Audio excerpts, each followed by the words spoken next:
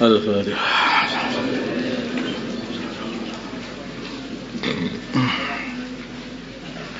Bismillahirrahmanirrahim. Putusan Basul Masalah Senin 29 Rajab 1444 Hijriah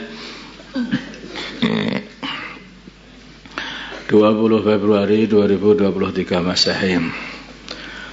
Nomor 1, masalah mengambil bayi dari orang kafir untuk dirawat.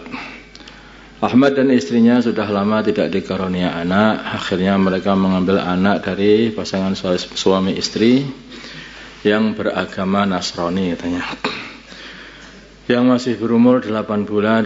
Agar menjadi mahram, maka istrinya Ahmad menyusui anak tersebut.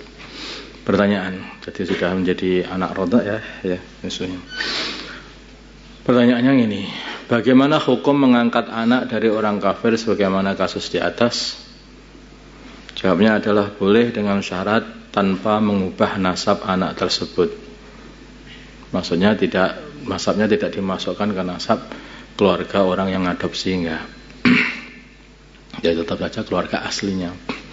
Tidak boleh dicampur-campur urusan nasab. Tidak ada penetapan nasab kepada ayah angkatnya.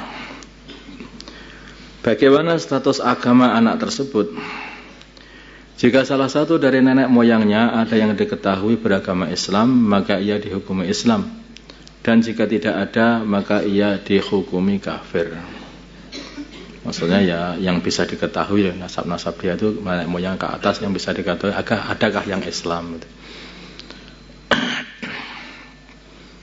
Ya kalau Nabi Adam ya Islam maksudnya yang diketahui gitu, yang dari bawah itu dari dia kak, bapaknya mbahnya ke atas itulah ada yang ada kayak Islam. Kalau memang ada ya dihukumi.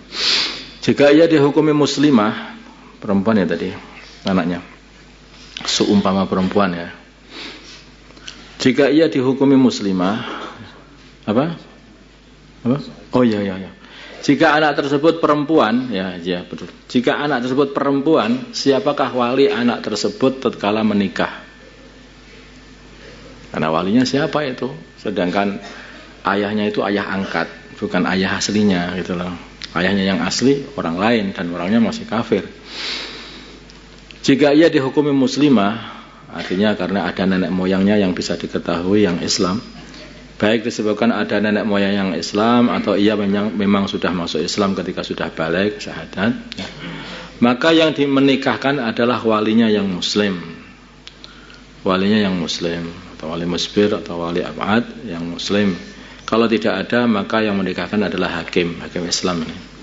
Dan jika dihukumi kafirah, orang wanita kafir, maka yang menikahkannya adalah ayahnya yang kafir.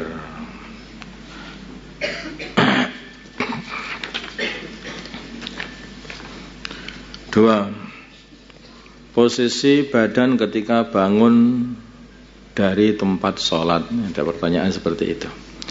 Apakah ada kesunahan bagi makmum mengenai posisi badan ketika hendak pergi dari tempat sholat? Jawab, ada, dan kesunahannya diperinci. Kalau dia memiliki hajat di salah satu arah, baik itu di arah kanan atau di arah kiri atau di arah depan, maka disunahkan berpaling dengan menghadap ke arah hajat dia tersebut. Itu aja, nggak masalah itu. Mau kemana itu? Pengennya mau ke kiri ya ke kiri aja, mau kanan ke depan. Kalau dia tidak memiliki hajat apapun, maka ini disunahkan. Sudah selesai sholat, terus pengen balik pulang itu saja, tidak ada hajat apa-apa, maka disunahkan untuk berpaling ke kanan, tayamun kan sebetulnya itu disunahkan aja. Ini tambahan, sebetulnya tidak ada kemakruhan mengenai posisi tubuh ketika meninggalkan tempat sholat, baik dengan beranjak ke arah kanan atau kiri atau ke arah depan, sama saja, tidak ada kemakruhan sama sekali. B. Ketika imam, sekarang imam ya, ketika imam selesai sholat dan hendak wiritan, maka disunahkan untuk menghadapkan badannya ke arah kanan. Untuk menghadapkan badannya ke arah kanan. Kalau di sini arah utara ya, karena kita kiblatnya ke arah barat, jadi ke arah utara itu. Maka apakah hal ini juga disunahkan bagi orang yang sholat sendirian? Nah, Tidak, jawabnya tidak. Kalau orang sholat sendirian tentu saja menghadap kiblat. Karena kesunahan ini hanya khusus bagi imam. Adapun makmum dan orang-orang yang sholat sendirian maka tetap menghadap kiblat. Nah, kalau makmumnya menghadap ke utara nanti lucu akhirnya itu. Semuanya ke utara semuanya. Yang menghadap ke utara atau menghadap ke kanannya bagian kanan itu ya hanya imamnya saja. Jadi mihrab itu ditaruh di bagian kirinya, kemudian di bagian pundak kirinya, kemudian dia menghadap ke bagian kanannya. Bagian asalnya tempatnya pundak kanannya itu. Dia menghadap ke utara begitu. Kemudian yang dilihat itu makmumnya yang dilihat. Jadi akhirnya yang kena lihat ya makmumnya yang bagian kanan tubuhnya itu. Misalnya seperti itu. Sholat sunnah yang bisa dikerjakan bersamaan dengan sholat lain. Ya, ini sudah juga. Sholat sunnah apa sajakah yang dapat dikerjakan bersamaan dengan sholat yang lain? Jawab, sholat sunnah tahiyatul masjid. Ini bisa bareng-bareng dengan sholat rawatib dengan apa yang lain-lain.